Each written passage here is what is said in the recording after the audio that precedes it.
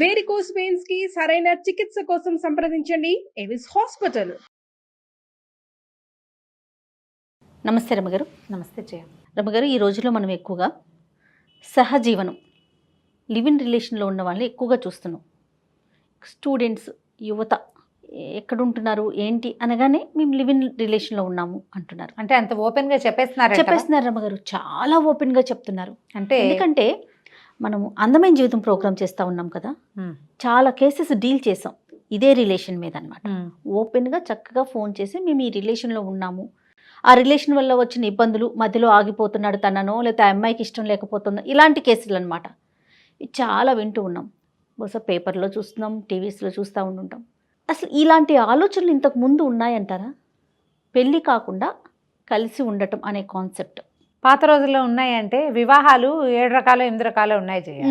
అందులో గాంధర్వ వివాహం అని ఒకటి ఉంది. అవును, గాంధర్వ వివాహం అంటే అమ్మా నాన్న ఒప్పుదల ఏమీ లేదు, వీళ్ళిద్దరూ ఒకసారి కలిసి ఉంటారు అంచేత ఆ తర్వాత వీళ్ళిద్దరూ భార్యాభర్తలు అయిపోతారు. గాంధర్వ విధిని వివాహం చేసుకుని అబ్బాయి అమ్మాయిని తన ఇంటికి తీసుకెళ్ళిపోవటం, వివాహం చేసుకొని. గాంధర్వ వివాహం అంటే కలిసి ఉండటమే, ఇంకా అంతే. స్పెసిఫిక్గా దానికి పెళ్ళి లేదు. వాళ్ళిద్దరే, ఇంకెవరు పంచభూతాల సాక్షిగా గాంధర్వ వివాహం చేసుకోవడం. గాంధర్వ వివాహం అంటే ఏమీ లేదు, ఫిజికల్ రిలేషన్ అన్నమాట. దాని అర్థం అది. ఫిజికల్ రిలేషన్ ఏర్పడ్డాక ఇక పెళ్ళైపోయినట్టే, తీసుకెళ్ళిపోయేవాళ్ళు. మనం శకుంతల కథ విన్నామా? అవును. గాంధర్వ విధిని వివాహం చేసుకున్నాడు ఆయన, దుష్యంతుడు శకుంతలని. వాళ్ళ అమ్మా నాన్న చెప్పలా, వీళ్ళ అమ్మా నాన్న చెప్పలా, వాళ్ళ తండ్రి పర్మిషన్ తీసుకోవాలా, ఆమెతో స్పెండ్ చేశాడు, ఆమె ప్రెగ్నెంట్ అయింది. ఆ పెళ్ళిని దుష్యంతుడు నిలబెట్టుకున్నాడు, ఆమె కొడుకే రాజు అయ్యాడు. ఇలాంటి కథలు మనకి పూర్వకాలం ఉండేవి. తర్వాత మన యుగంలో రాజులు ఎక్కడైనా ఓ అమ్మాయి కనపడితే దాని వెంట తీసుకెళ్ళిపోవటం, కానీ ఆ అమ్మాయిని చివరి వరకు ఆ రాజే చూసుకునేవాడు. అలాంటివి కనపడ్డాయి. మామూలు మనలాంటి సాధారణ అంటే ఏమైనా రాజ్యాలు పోయిన తర్వాత జీవితాల్లో ఇలా ఎవరినైనా తీసుకెళ్ళిపోతే దాన్ని వివాహంగా పరిగణించడం పోయింది సమాజం. దానికి బ్యాడ్ వర్డ్స్ ఉంటాయి, దానికి ఒక ప్రత్యేకమైన పేర్లు ఉంటాయి. నేను యూజ్ చేయటల్లా, ఎవరి ఉద్దేశం ప్రకారం వాళ్ళు పెట్టుకోవాలి దానికి.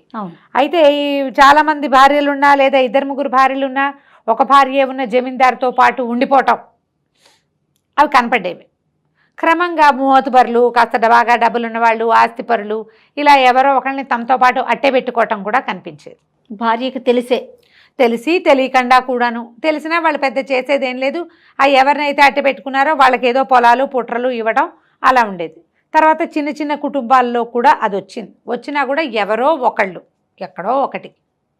ఇప్పుడు కూడా నువ్వు చెప్తున్న లివింగ్ టుగెదరు ఎక్కడో ఒకటే ఉన్నాయి. వీళ్ళు నీకు చెప్పేస్తున్నారు, కానీ వాళ్ళ అమ్మా నాన్నకి నేను లివింగ్లో ఉన్నానని ఆ పిల్ల కానీ పిల్లాడు కానీ ఉండే వాళ్ళకి చెప్పము అని చెప్తున్నారు.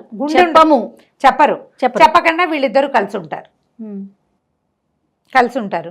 కుదిరితే లైఫ్ లాంగ్ కలిసి ఉండొచ్చు, లేకపోతే ఈ అబ్బాయి ఇంకొక వైపుకి, అమ్మాయి ఇంకొక వైపుకి వెళ్ళిపోవచ్చు, అంతే. కాకపోతే మనకి ఇండియాలో తరాల వెంబడి వివాహము ఒకళ్ళకి కట్టుబడి ఉండటం అనేది మన జీన్స్లో ఉంది. ఈ ఇద్దరు కలిసి ఉన్నప్పుడు ఏదో కొంతకాలం కలిసి ఉంటారు. ఇది ఫ్రెండ్లీగా ఉండే వ్యవహారం కాదు కదా. లివింగ్ అంటే ఏంటి? ఫిజికల్ థింగ్స్ ఉన్నాయనేగా అర్థం కదా. ఈ ఫిజికల్ థింగ్కి సైడ్ ఎఫెక్ట్స్ ఏమి ఉండవా? ఉంటాయి కదా. అయితే ప్రెగ్నెన్సీలు, మిస్క్యారేజెస్ మనం చేసేవే. 1+1గానే ఉండదు కదా. ఇవి కాకుండా ఈ రిలేషన్లో ఒక చోట కలిసి ఉండే వాళ్ళిద్దరికి, ఈయనకి వేరే ఫ్రెండ్స్, ఆవిడకి వేరే ఫ్రెండ్స్ ఉంటే వాళ్ళ వల్ల వచ్చే జబ్బులు, సోషల్గా వచ్చేటువంటి బాయ్కాట్ చేయటము, అలా చేయబడ్డము లాంటి సమస్యలు, ఇళ్లల్లో చెప్పుకోలేకపోవటం, మెయిన్ దొంగ బతుకు కదండి. దొంగ బతుకు కదా. అవును. ఇక్కడ ఏదో చేస్తున్నామని, ఉద్ధరిస్తున్నామని ఊళ్ళో అమ్మా నాన్నలని నమ్మించడం. మా నాన్నంటే నాకు పంచప్రాణాలు, మా అమ్మ అంటే నాకు పంచప్రాణాలు, కష్టపడి పెంచారని టీవీల ముందు, పేపర్ల ముందు వెధవ కబుర్లు చెప్పడం. ఈ అసలు జీవితంలో తీసుకోవాల్సిన ముఖ్య నిర్ణయాల్లో అమ్మా నాన్నల్ని అస్సలు భాగస్వాముల్ని చేయకపోవటం. ఏదైనా ఇక్కడ కొంప మునిగాక ఆ అమ్మలో నాన్నలో వెంటేసుకుని వెళ్ళని పోలీస్ స్టేషన్ల చుట్టూతా, లేదా టీవీ పేపర్ల చుట్టూతా, సోషల్ మీడియా చుట్టూతా తిప్పడం. లేదు అంటే తమను తాము ఏదైనా చేసేసుకోవటం, లేకపోతే రెండో వాళ్ళని ఏదైనా చేయటం. ఈ లివింగ్లో ఉన్న వాళ్ళకి ఒకళ్ళంటే ఒకళ్ళకి విసుగు పుట్టదా జయ? ఢిల్లీ కేసు ఒకటి విన్నాం రీసెంట్గా. ఆ అమ్మాయిని అబ్బో! మరీ ఘోరం అది కదా అసలు రమ్మగారు. కనపడ్డప్పుడల్లా కడుపులో ఇలా లావాలాగా ఉంటుంది, రైళ్లు పరిగెడుతున్నట్టే. కానీ ఇది చాప కింద నీరులో విస్తరిస్తుంది ఎవరి రమ్మగారు. పిల్లలు మీరు ఏం చేస్తారో కాదు తెలీదు. రమ్మగారు, ఎక్కడో ఒకటి ఉంది అంటున్నారు కదా. లేదు రమ్మగారు, పర్సంటేజ్ అయితే పెరిగింది. పెరిగింది, మరి స్టూడెంట్స్ ఇలాంటి పనులే చేస్తున్నారేమో మనకు తెలియదు. ఎక్కువ ఉందని చెప్పలేము, బట్ కానీ పర్సంటేజ్ ఉంది. అయితే మాత్రం ఎందుకంటే జయ, ఇవి ఇంగ్లీష్ మూవీస్ నుంచి హిందీ మూవీలకి, హిందీ మూవీల నుంచి సీరియల్స్కి, సీరియల్స్ నుంచి మన జీవితాల్లోకి వచ్చేసి ఈ తెలుగు సీరియల్స్లో కూడా వచ్చినాయి, కథల్లోకి, షార్ట్ ఫిల్మ్స్లోకి, వెబ్ సిరీస్లోకి. ఫిజికల్ రిలేషన్ అనేది ఒక సహజమైన విషయమని, ఇది ఉంచుకోవాల్సిందే, చేయాల్సిందేనని, ఒకళ్ళ కట్టుబడి ఉండవలసిన అవసరం లేదని, ఒక 5-6 మెయింటైన్ చేసి తర్వాత ఎవరో ఒకళ్ళతో ఒక బకరాన్ని చూసి పెళ్లి చేసుకోవచ్చని, ఇట్లాంటి పిచ్చి మాటలన్నీ మనకి పబ్లిక్లో ప్రచారం అయిపోయినాయి. అదే అమ్మాయి అయినా అబ్బాయి అయినా. ఎవరైనా సరే. అయితే ఏంటంటే ఇందులో సఫర్ అయ్యే వాళ్ళు ఎంత శాతం ఉంటారు, ప్రయత్నం చేసే వాళ్ళు ఎంతమంది ఉంటారు, ఇలాంటి పనులు చేసేవాళ్ళు, వాళ్ళలో కనీసం 80% సఫర్ అవుతారు, బ్లాక్మెయిల్స్కి గురవుతారు, అబ్యూజింగ్కి గురవుతారు, వాడితో ఉన్నావు నాతో ఉండటానికి ఏమిటని పిచ్చి మాటలు అనిపించుకుంటారు. సొసైటీ వైపు నుంచి అండి, సొసైటీ వైపు నుంచి మామూలు కాదు వీళ్ళ మీదకి వచ్చేది. నా ఇష్టం నా జీవితం, నా ఇష్టం నా జీవితం. ఎలా నీ ఇష్టం అవుతుంది రమ్మగారు? మనం సంఘంలో ఉండేటప్పుడు సొసైటీలో కదా మనం ఉన్నాము. పోనీ నీ ఇష్టం నీ జీవితమే, ఓకే. మీ అమ్మా నాన్న, నీ సొంత సొసైటీ, మేమంతా వద్దు, జనరల్ పబ్లిక్ సొసైటీ వద్దు, కుటుంబం, కుటుంబం, నీ ఫ్యామిలీ. నీకు ఏదైనా కొంచెం జ్వరం వస్తే అమ్మా నాన్న కావాలి, ఏదైనా ప్రాబ్లం వస్తే ఏమడుగుతారమ్మా? పోలీస్ స్టేషన్కి వెళ్తావు, హాస్పిటల్కి వెళ్తావు, నీకు ఏదైనా ప్రాబ్లం వస్తుంది, నీ గురించి ఎవరికి ఫోన్ చేయాలి? నీ ఫ్రెండ్స్, నీతో ఉన్నవాడేనా నీకు సపోర్టు? కాళ్ళు చేతులు విరిగిపోతాయి. అప్పుడు పిల్లలు పుట్టేస్తారు, వాళ్ళని ఏం చేస్తారు? తీరా ఆ ప్రెగ్నెన్సీ వచ్చాక వాడో ఈ అమ్మాయికే వాడితో ఉండదు, లేదా వాడే దీంతో ఉండనంటాడు. అప్పుడు మిస్క్యారేజెస్, ఆరోగ్యం పాడయ్యేది ఎవరికి? పోనీ ఆ పెళ్ళికి ఎందుకు అగెనెస్ట్గా ఉంటారు అందరూ? ఇందులో పెళ్లి మీద, వివాహ వ్యవస్థ మీద నమ్మకం లేక ఇలా ఉండేవాళ్ళు ఉండరు జయ. వీళ్ళు ఏమంటారంటే, దీన్ని ఏదో అనాలి, దానికి ఒక ప్రత్యేకమైన ఇంగ్లీష్ పదం ఒకటి వింటుంటాను. కేవలం ఏంటంటే బెనిఫిట్స్ కోసం కలిసి ఉంటారు. ప్రేమతోటి వివాహ వ్యవస్థ, వివాహం అనేది మనకి బంధనం కాకూడదు, వివాహం అంటే బంధం, బాధ్యత. కలిసి ఉందాం, నీ దారి నువ్వు, నా దారి నేను ఉంటా, మన ఇద్దరం కలిసి ఉందాం. నీ ఇష్టం నీది, నా ఇష్టం నాది, మన ఇద్దరం కలిసి ఉందాం. నీ ఆలోచనలు ఇవి, నావి నావే, కానీ మన ఇద్దరం కలిసి ఉందాం. ఈ కలిసి ఉన్నప్పుడు వచ్చేటువంటి ఈ సైడ్ ఎఫెక్ట్స్ అన్నిటినీ ఎవరు హ్యాండిల్ చేస్తారు? మీరు ఇంతకు ముందు చెప్పారు చూసారా రమ్మగారు, అది ఒక రిలేషన్లోనే ఉండాలి ఆ సంబంధం అనేది. ఆ ఆలోచన నుంచి కొంచెం బయటికి వెళ్ళిపోతున్నామేమో అనిపిస్తుంది. పర్వాలేదు, ఏదైనా పర్వాలా, వెళ్తూ ఉందాం, ఎక్కడో అలసట వచ్చినప్పుడు ఆగుదాం అనే ధోరణిలో వచ్చినప్పుడమ్మా మీతో ఎవ్వరూ ఉండరు, సమాజం ఉండదు, మీకు మీరే ఓదార్చుకోవాలి. ఈ వెంటనే వీళ్ళకి ఏంటంటే సెల్ఫ్ పిటీ వచ్చేస్తుంది, టెన్షన్ వస్తుంది, బీపీ వస్తుంది, డిప్రెషన్ వస్తుంది, అందరి మీద అసహ్యం వస్తుంది, ప్రపంచం మీద అసహనం వస్తుంది. మీరు ప్రపంచానికి భిన్నంగా చేసినప్పుడు నిలబడలేకపోతున్నామని అనుకోరు, అనవసరంగా మత్తు ద్రవ్యాలు, మాదక ద్రవ్యాలు బారిన పడతారు. ఏదో ఈ దొరుకుతున్నది కాకుండా ఇంకా ఏదో అలౌకిక ఆనందాన్ని అనుభవించాలనే తపన, ఒళ్ళొంచి పనిచేయరు, బాధ్యత తీసుకోరు, వీళ్ళు ఇటువైపుకు వెళ్తారు. పెళ్ళంటే బాధ్యత కదా జయ. ఒకళ్ళతో కలిసి ఉండాలంటే పొద్దున ఇల్లు వాకిలి చూడాలి, అత్త మామని చూడాలి, వాళ్ళ సంగతి కనుక్కోవాలి, ఫ్యామిలీ బర్డెన్ తీసుకోవాలి. బర్డెన్స్ తీసుకోవడానికి ఇష్టపడరు. రేపొద్దున మీ బర్డెన్ ఎవడు తీసుకుంటాడు? నేనైతే దీన్ని పూర్తిగా సినిమాలకే కట్టపెడతాను జయ. దీన్ని సినిమాల్లో చూపించే దీన్ని పెంచారు అంతే. ఎక్కడో ఒకటి ఉండేది, ఇప్పుడు ప్రతి చోటగా మారిపోయింది. పిల్లలు అక్కడ ఇక్కడ ఫారిన్ కంట్రీస్లో అంటే ఇంకా అసలు మనం చెప్పేదే లేదు. మొన్న అసందర్భం కాదేమో చెప్పచ్చు అనుకుంటా, ఒక అబ్బాయి పెళ్లి సంబంధాలు ఎవరో అడిగారు నన్ను, ఒక అబ్బాయికి సంబంధాలు. ఇక్కడున్న అమ్మాయి వద్దండి, ఫ్రెష్గా వచ్చే అమ్మాయిని కావాలంటే నేను చదివించుకుంటాను, ఇక్కడున్న అమ్మాయి మేమే చదివించుకుంటాం, ఖర్చు పెట్టన్నారు వాళ్ళు. ఎందుకంటే అక్కడ మేము చూస్తున్నాం చాలామంది ఆడపిల్లల్ని, వాళ్ళంతా లివిన్లో ఉంటారు ఎవరో ఒకళ్ళతోటి, మరి వాళ్ళకి అవసరాలు వాళ్ళు ఉంటారు. అమ్మాయి కూడా ఒక అమ్మాయి నాకు అలాగే చెప్పింది. అమ్మాయి వాళ్ళ పేరెంట్స్ అక్కడ ఉండే మగపిల్లలంతా ఏదో ఒక జాతి వాళ్ళతోటి స్టూడెంట్స్ కలిసి ఉంటారు, ఫ్రెండ్స్ విత్ బెనిఫిట్సే. వాళ్ళకేవో సమస్యలు, ఎక్కడ ఉండడానికి ప్లేస్ లేదు, ఏవో రకరకాలు వస్తాయి, లేకపోతే చదువు ఆగిపోతుంది, జాబ్ ఏం దొరకదు. లివిన్లో ఉంటే వాళ్ళకి అవతల రెండో వాళ్ళు దానికి హెల్ప్ చేస్తారు. ఇలా ఉండేవాళ్ళు మాకు వద్దండి, వాళ్ళతో రకరకాల ప్రాబ్లమ్స్ వస్తున్నాయి అని చేత ఇక్కడ ఉండే పిల్లలు మాకొద్దు. పెళ్లి సంబంధాలు చూసేటప్పుడు కూడా ఇది కూడా చూడాల్సి వస్తుంది. అది ఇప్పుడు ఇక్కడ కూడా వచ్చిందిగా, వచ్చేసిందండి. ఇక్కడ వచ్చేసింది. ప్రతి వాళ్ళు వాళ్ళకి అవతల వాళ్ళు చక్కగా ఫ్రెష్గా మంచి వాళ్ళుగా కావాలి. మరి మనం ఎట్లయినా పర్వాలా. మన సంగతి. నాకే ఒక ఫోన్ వచ్చింది జయ, ఇందాక నుంచి అది చెప్పకూడదు అనుకుంటున్నా. ఇప్పుడు నేను ఏదైనా ఇలా చెప్పాను అనుకో, అందరికీ ఏమనిపిస్తుంది అంటే వాళ్ళ సంగతులు నేను పబ్లిక్ చేస్తాను అనిపిస్తుంది. మనం ఎక్కడ పేర్లు కానీ వాళ్ళ ఊర్లు కానీ వాళ్ళ డీటెయిల్స్ కానీ ఇవ్వట్లేదు. ఇవ్వం. అయినా సరే మా సంగతి మీరు చెప్పకండి అని చెప్తుంటారు. నాతో మాట్లాడిన వాళ్ళు నాకు చెప్తారు, ఈ సంగతి మీరు చెప్పబోకండి అని. ఓ అమ్మాయి ఫోన్ చేసింది, నేను 7 yearsగా లివింగ్ టుగెదర్లో ఉన్నాను అని. అమ్మ నేను ఇలాంటి కేసులు హ్యాండిల్ చేయను, పెట్టేయండి. కాదు మేడం, అది కాదు మీరు కొంచెం వినండి. సరే వింటానన్న. మేమిద్దరం పెళ్లి చేసుకోవాలనుకుంటున్నాం. అమ్మో ఎంత మంచి భాగ్యమమ్మా, చేసుకోండి చక్కగా, 7 ఏళ్ళ నుంచి కలుసున్నావు, ఎలాంటి ఇబ్బందులు పడ్డావో తల్లి, పెళ్లి చేసేసుకో మంచిదమ్మా, పెట్టైనా ఫోన్ అని. అది కాదు మేడం, మీకు అర్థం కాలేదు, నేను నా దారిని నేను పెళ్లి చేసుకోవాలనుకుంటున్నాను, అతను కూడా అతని దారిని అతను పెళ్లి చేసుకోవాలనుకుంటున్నాడు, మరి మాకేమైనా ట్రబుల్స్ వస్తాయి. నువ్వు ఆలోచించుకోవాలి, నన్ను అడిగితే ఎట్లా, నువ్వు కదా ఆలోచించుకోవాలి. అయినా మీ ఇద్దరు ఎందుకు పెళ్లి చేసుకోవట్లేదు అంటే, కొంచెం క్యాస్ట్లు అవి వేరు మేడం, కొంచెం క్లాసులు కూడా. నేను ఆ క్లాసు చెప్పానా ఇది వరకు ఒక మాట, ఈ అమ్మాయే చెప్పింది నాకు ఆ మాట. వాళ్ళది వేరే క్లాస్, మాది వేరే క్లాస్ అండి, కులాలు వేరైనా క్యాస్ట్ ఈ క్లాసెస్ తోటి కొంచెం సమస్య. మేము కలిసే చదువుకున్నాం, కలిసే ఉద్యోగాలు చేసుకుంటున్నాం, కలిసే ఉన్నాం, అన్ని ఖర్చులు కలిసి వస్తాయని కలిసి ఉంటున్నాము. ఇప్పుడు మా ఇద్దరికి ఒకళ్ళకి పెద్దగా సరిపట్టలేదండి, తను కూడా ఎవరినో చూసుకున్నాడు. నేనేమైనా ట్రబుల్ ఫేస్ చేస్తానా రేపు ఫ్రెష్గా పెళ్లి చేసుకుంటే. చాలా ఓపికగా విన్నాను. నేను ఇంత పని చేసినప్పుడు ఏమి తర్వాత పని చేయడానికి సలహా, నీకు బోడి సలహా ఎందుకు? 7 years, 7 ఏళ్ళు, నియర్లీ అమ్మాయికి ఒక 30 ఏళ్ళు ఉన్నాయి దగ్గర 28, 29 ఏళ్ళు ఉంటాయి ఇద్దరికి, ఒకే వయసు అట. పోనీలే, సైడ్ ఎఫెక్ట్స్ ఏం లేవా అంటే ఉన్నాయి, అవన్నీ జరుగుతుంటాయి కదా. నీ లోపల మనస్సు అనేది ఒకటి ఉంటుంది కదా. ఏమో జయ, అప్పుడు నేనేమనంటే నన్ను నీ మనసాక్షి నాకెందుకు అవన్నీ, ఏం చేయాలి ఇప్పుడు? ఇంత పని చేసినప్పుడు నీకు సలహా వద్దు, అక్కర్లేదు, సలహా అక్కర్లా, ఇంత తెగింపు, ఇంత పని ఇప్పుడు పేరెంట్స్ తోటి చెప్పాలా వద్దా? చెప్తే ఎట్లా? కొంతమందికి చుట్టాల్లో కూడా కొంతమందికి తెలుసు, తెలియకుండా ఉండదు. చాలా కొద్ది మంది ఈ లివింగ్లో ఉండి కూడా తర్వాత మెల్లిగా పెళ్ళిళ్ళు చేసుకుని సెటిల్ అయ్యే వాళ్ళ సంఖ్య అయితే నాకు తెలిసి తక్కువ. సంతోషం జరిగితే సంతోషం. నువ్వు ఎక్కువ వింటున్నావు కదా, మరి నువ్వు చెప్పాలి. నేనైతే వినట్లేదు రమ్మగారు. సేమ్ మీరు ఎట్లయితే కేసుని ఫేస్ చేశారో సేమ్ అండి. ఇద్దరం కలిసి ఉన్నాము, ఒక 2 years ఉన్నాము, నాకు అతను నచ్చట్లేదు, అతనికి నేను నచ్చట్లేదు అని విడిపోవటం కానీ, లేదా నాకు అతను నచ్చుతున్నాడు, అతనికి నేను ఇష్టం లేదట, అందుకని నాకు అతనే కావాలి, ఏం చేయాలి? ముందుగానే అగ్రిమెంట్లు కూడా రాసుకుంటున్నారట. మనం ఇన్ని ఇయర్స్ కలిసి ఉందాము, నచ్చితే పెళ్లి చేసుకుందాం, లేకుంటే లేదు అని. బిజినెస్ లాగా రమ్మగారు. మొన్న ఒక కేసు అదే మాట్లాడాం డాక్టర్ గారు, నేను కూడా. ముందుగా అగ్రిమెంట్ రాసుకున్నాం, మేము ఇన్ని ఇయర్స్ వరకు కలిసి ఉందాం, ఆ తర్వాత నచ్చితేనే నువ్వు ప్రపోజ్ చేయి, పెళ్లి చేసుకుందామని, లేదా నేను ప్రపోజ్ చేస్తా, ఓకే అయితే కంటిన్యూ చేద్దాం. చాలా హాలీవుడ్ సినిమాల్లో చూస్తుండే వాళ్ళని జయ ఈ సీన్. వీళ్ళిద్దరు ఒకే చోట ఉంటుంటారు, ఒకే ఇంట్లో ఉంటుంటారు, అన్ని పార్టీలు. నాకు ఇప్పుడు ప్రేమ కలిగింది, నాకు అతను కావాలంటది ఆ అమ్మాయి. ఓహో, కలిగిందా?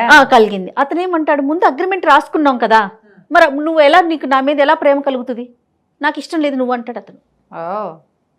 అసలు విచిత్రమైన విషయాలు అంటే మీరు విచిత్రానికి ఏముంది, నేను చెప్తున్నాగా. ఫారిన్ సినిమాలు చూస్తాం, హాలీవుడ్ సినిమాల్లో వాళ్ళన్నీ కలిసి ఉంటారు, ఎప్పటి నుంచో కలిసి ఉంటారు.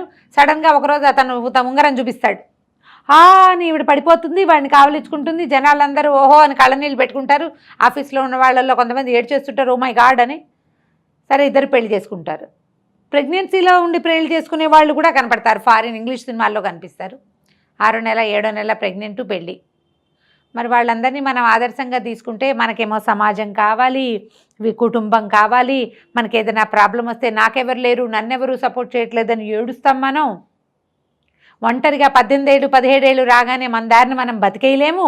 మన అమ్మా నాన్న ఎప్పుడూ మనకి సపోర్ట్ చేయాలి. ఓ పిల్ల పుట్టిందంటే మనకు ఒకళ్ళు సపోర్ట్ కావాలి, పిల్లని పెంచడానికి ఎవరూ లేరని ఏడుస్తాము. ఇవన్నీ కావాలంటే, అమ్మా నాన్న సపోర్ట్ చేయాలంటే, సమాజం హర్షించే రకపు పని చేయాలి కదా మనం. హర్షించని పని చేసేసి మళ్ళీ థింగ్స్ నార్మల్గా ఉండాలి, నన్ను గౌరవించాలి, నన్ను వెలివేయకూడదు, నన్ను అదేదో చేయకూడదు, నన్ను గౌరవంతో చూడాలంటే గౌరవం ఏం చేసుకోవాలి, మనం సంపాదించుకోవాలి గౌరవాన్ని. ఇప్పుడు నలుగురు కలిసి ఓ చోట కూడి 4 అక్షింతలు వేసి నీకు పెళ్లి చేసింది ఒక రకమా, నువ్వెవరితోటో రహస్యంగా గదిలోకి వెళ్ళి చేసుకున్నది పెళ్ళే అదే ఏమిటి? ఏమనాలి దాన్ని? దేన్ని హర్షించగలదు సమాజం? హర్షించలేదు కదా. ఎట్టి పరిస్థితుల్లో దానివల్ల వచ్చే సైడ్ ఎఫెక్ట్స్ ఎవరు భరించాలి? నువ్వే కాదు. నువ్వు ఇప్పుడు లోన్లీగా ఉన్నాను, నేను అదైపోయాను, నాకు డిప్రెషను, డాక్టర్లు ఎందుకు వాళ్ళంతా అలా తిరిగి చచ్చిపోతున్నారు కదా ఫారిన్ కంట్రీస్లో. ఎవ్వరు తోడలేకే కదా వాళ్ళకి విపరీతంగా కౌన్సిలర్లు ఉన్నారు. మనం కూడా అలాగే పెరుగుతున్నామని చాలా బాధగా ఉంటుంది నాకు. ఎంతసేపు వాళ్ళకి థెరపిస్టులు కావాలి. ఎందుకంటే కుటుంబ సౌఖ్యాలు లేక వాళ్ళకి. మనకు ఉన్న కుటుంబ జీవితాలను ఎందుకు పాడు చేసుకుంటున్నాము? ఈ స్వతంత్రించటం ఎందుకు? తప్పు కదా. మనకు సమాజం హర్షించదు, మనం చేయలేని పని, చేయకూడని పని. మన కల్చర్ కానే కాదు. మన డబ్బులున్నాయనో ఎవరికి తెలియదనో చేయకూడదు.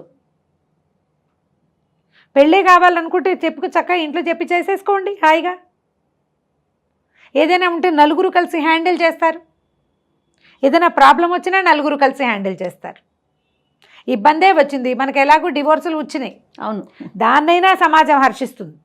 ఇంకేం చేస్తారు? వీడు ఇలాంటి వాడు, లేదా అమ్మ ఇలాంటిది, ఇక వాళ్ళకి వేరే దారి లేదు అని. నువ్వు నీ దారి నువ్వు రహస్యంగా చేసిన పనిని ఎవ్వరూ హర్షించరు, సమర్థించరు, నీకు సపోర్ట్ చేయరు, తోడు రాదు. అవును. అమ్మా నాన్న వదిలిపెట్టుకోలేక ఏం చేస్తారు జయ? ఆ పిల్లలు వెంబడి ఉంటారు. పాపం వాళ్ళకి సమాజం వాళ్ళకేం ఉండదు. వాళ్ళని ప్రపంచం నుంచి వెలివేయించబడేలాగా చేసేస్తాం మనం. దీని మీద పునరాలోచన చేయండి అమ్మా. ఎవరైతే దీనికి వెళ్ళదలుచుకున్నారో అసలు నేను ఇందులోకి ఎందుకు దిగుతున్నాను అనేది ఒకసారి ఆలోచించుకోవాలి. ప్రేమే ఉంటే పెళ్ళి ఎందుకు చేసుకోం మనం? అంత కలిసి ఉండాలన్న తీవ్రమైన కోరిక ఉన్నప్పుడు కలిసి ఉంచేందుకు ఒక మంచి విధానం ఉంది కదా, పాలిష్డ్ విధానం. అంటే ఇక్కడ ప్రేమ ఉంది, ఒకరినొకరు తెలుసుకునే ప్రక్రియలో భాగంగా కలిసి ఉంటున్నాం అనేది కాన్సెప్ట్ రమ్మగారు. ముందుగానే ఇప్పుడు తన గురించి నేను, అతని గురించి ఆమె గురించి ఒకరికొకరు తెలుసుకోవాలి అనే ప్రయత్నంలో భాగంగా ఇద్దరం కలిసి ఉంటాం. ఒకరి అభిప్రాయాలు, వారి మంచి చెడులు నాకు నచ్చితే, వారికి నచ్చితే ఇద్దరం కలిసి అప్పుడు పెళ్లి దాకా వెళ్తాం. లేదా మేము కలిసి ఉంటాం. కలిసి ఉండటంలో ఫిజికల్ థింగ్ ఉంది కదా, అది మాత్రం చర్చలోకి రావట్లేదు. ఉంటుంది, లేకుండా ఎట్లా ఉంటుంది జయ? నువ్వు చెప్పు. అది ఎలా సాధ్యం అండి? ఒక ఆడ మగ ఒక చోట ఉంటే ఎవరో ఉంటారు, అందరినీ ఇలా ఒకే ఎట్లా కట్టేస్తారని కొంతమంది నిలదీస్తారేమో మరి. కానీ దాన్ని మీరు ఎట్లా తప్పించుకోగలుగుతారో చెప్పండి. దానివల్ల రాగలిగే ప్రమాదం ఏదైనా ఉంటే అది ఆడపిల్లలకే కదా ఖచ్చితంగా రాగలిగే ఇబ్బంది. అప్పుడు ఏం చేస్తారు? తప్పు కాదు. 100% అండి, ఆలోచించుకోవాల్సిన విషయం ఇది.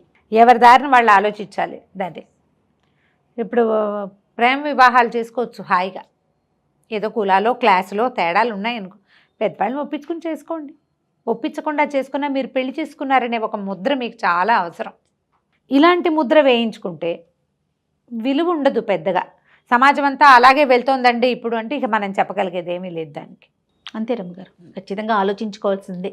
అంతే అంతే. మన అమ్మ నాన్న కూడా ఎవరితోటైనా సహజీవనానికి వెళ్ళిపోతామంటే ఎలా ఉంటుందో ఆలోచించాలి కదా.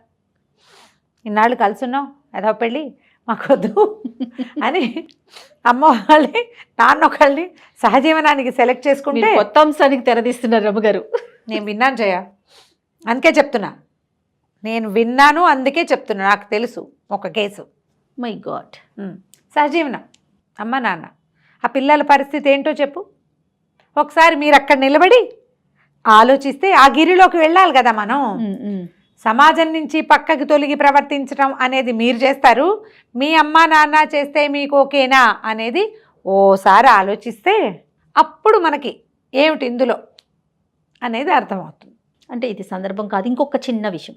ఇప్పుడు సెకండ్ మ్యారేజ్ ఈ విషయం గురించి మనం మాట్లాడుకునేటప్పుడు చాలా సార్లు మాట్లాడుకున్నామండి.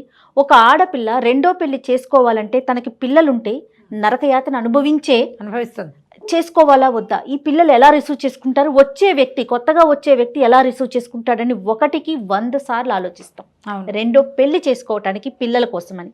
మరి పిల్లలే ఇలాంటి పనులు చేస్తూ ఉంటే తల్లిదండ్రులు ఏమైపోవాలి కాదా రమ్మగారు? మరి ఎప్పుడు జయ మనం ఏంటంటే మన గురించి ఆలోచిస్తాం, ఇతరుల గురించి ఎప్పుడు ఆలోచించాం. నీకు ప్రాబ్లం వస్తేనే అమ్మ గుర్తొస్తుంది, లేకపోతే రాదు.